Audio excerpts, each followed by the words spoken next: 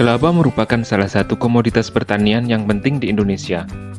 Dukungan iklim tropis yang baik untuk pertumbuhan tanaman kelapa menjadikan Indonesia sebagai produsen kelapa terbesar di dunia. Tanaman yang juga dijuluki sebagai pohon kehidupan ini tergolong sebagai pohon serbaguna. Pasalnya, hampir semua bagiannya dapat dimanfaatkan untuk kehidupan manusia. Fosil tertua buah yang paling mirip dengan kelapa ditemukan di Selandia Baru dan diperkirakan berusia sekitar 5,3 juta tahun yang lalu. Sisa-sisanya ditemukan di India dan Australia. Tapi secara umum yang diterima, kelapa diperkirakan berasal dari kawasan khatulistiwa yang membentang dari India, Indonesia, hingga Kepulauan Pasifik. Kelapa tak perlu budidaya khusus, dia hanya butuh gelombang untuk menyebar dari satu kawasan pesisir ke pesisir lainnya. Orang-orang Austronesia, nenek moyang orang Indonesia, juga menggunakan buah dari pohon ini untuk bermigrasi ke aneka pulau. Para pedagang Arab membawa kelapa hingga ke Timur Tengah dan Afrika Timur. Pada abad ke-16, para penjajah Eropa membawa kelapa ke Afrika Barat, Kepulauan Karibia, dan Amerika Tengah seiring dengan hasrat menjajahnya. Semua bagian kelapa bisa menjadi berguna, dari akar, buah, batang, hingga daunnya. Kita belajar ini sejak kecil dari lambang pramuka. Olahan yang turun darinya pun bisa dimanfaatkan dalam masakan. Air santan yang diperoleh dari perasan daging kelapa tua juga jadi faktor penting yang mengokohkan identitas beberapa masakan Nusantara, termasuk aneka gulai dalam masakan Minang. Gulai mungkin dimengaruhi oleh kari India, tapi dengan kearifan lokal Indonesia, rasanya menjadi berbeda. Belum lagi kalau kita ngomongin rendang, sebagai makanan terenak di dunia, yang juga melibatkan santan sebagai komposisinya. Kalau santan pada masakan dari Sumatera begitu pekat seperti saus, pada masakan Jawa, misalkan pada soto, penggunaan santan jauh lebih encer. Tanpa kelapa, kita tak akan punya nasi uduk, nasi liwet, kue pancong, rangi, klepon, dan puluhan atau ratusan masakan lain yang diadaptasi dari masakan-masakan negara-negara seberang. Di video kali ini, mari kita simak proses pembuatan santan kelapa instan yang banyak dijual di toko-toko atau supermarket-supermarket.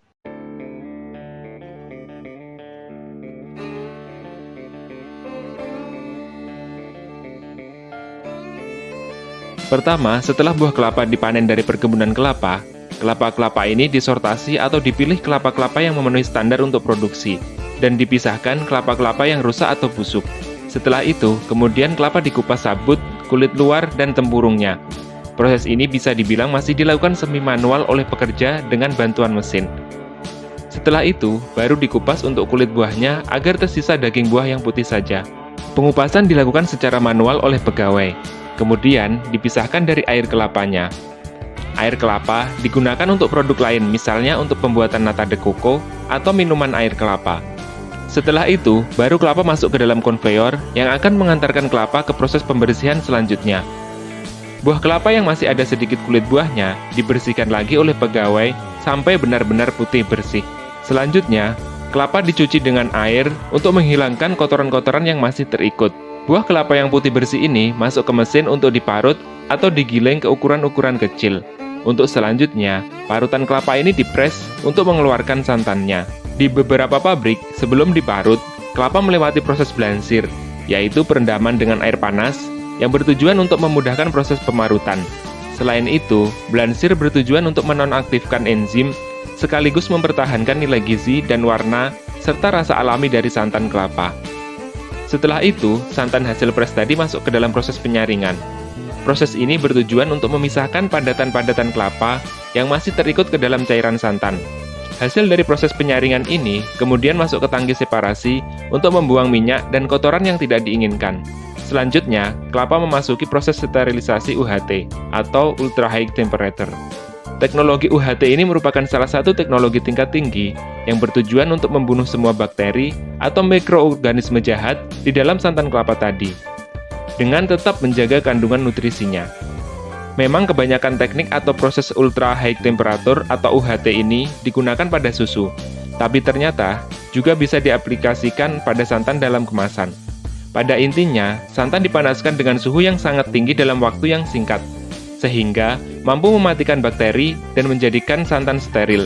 Pemanasan yang tinggi dalam waktu singkat ini dimaksudkan untuk mencegah kerusakan nutrisi di dalam santan, namun tetap bisa membunuh bakteri yang ada di dalamnya. Ketika sudah melewati proses ini, maka akan ada proses kelanjutannya, yaitu proses pengisian santan atau filling ke dalam kemasan Tetra Pak. Proses UHT dan filling ke Tetra Pak inilah yang membuat santan kelapa tahan lama tanpa penambahan bahan pengawet buatan. Dengan produk yang tahan lama, maka santan kelapa ini siap didistribusikan ke semua penjuru Indonesia bahkan dunia.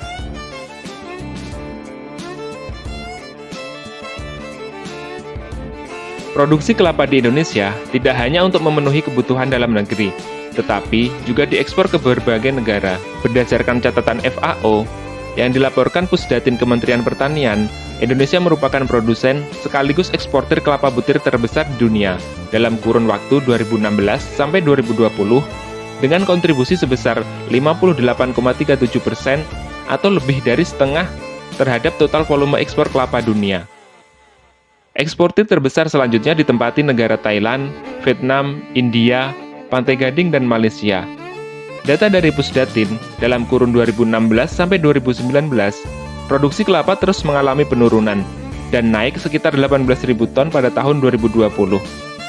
Selama periode 2012 sampai 2021, perkembangan volume ekspor produk turunan kelapa berupa kopra dan minyak kelapa berfluktuasi dengan rata-rata pertumbuhan masing-masing sebesar 42% dan 1% per tahun. Namun, volume ekspor keduanya masih jauh di bawah ekspor kelapa butir. Pada tahun 2023, Presiden Jokowi meminta agar kelapa Indonesia tidak diekspor mentah, yaitu dalam bentuk kelapa butir atau kelapa bulat. Namun, diekspor sebagai barang setengah jadi atau barang jadi, agar produk memiliki nilai tambah.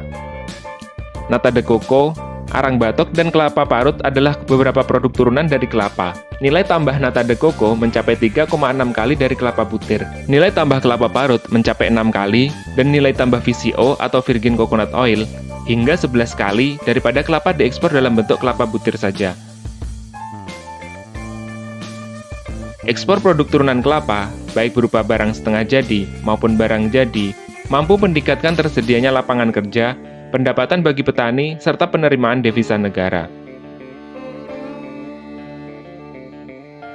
Kabar baiknya, saat ini Indonesia telah memiliki pabrik pengolahan kelapa terintegrasi terbesar di dunia yang berada di Provinsi Riau.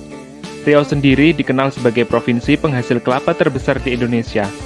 Dengan adanya pabrik atau usaha pengolahan kelapa, maka tidak hanya meningkatkan nilai tambah dari kelapa, tetapi juga menimbulkan multiplier effect atau efek berganda bagi perekonomian. Karena dengan adanya pengolahan kelapa lebih lanjut, maka akan membuka lapangan kerja lebih banyak.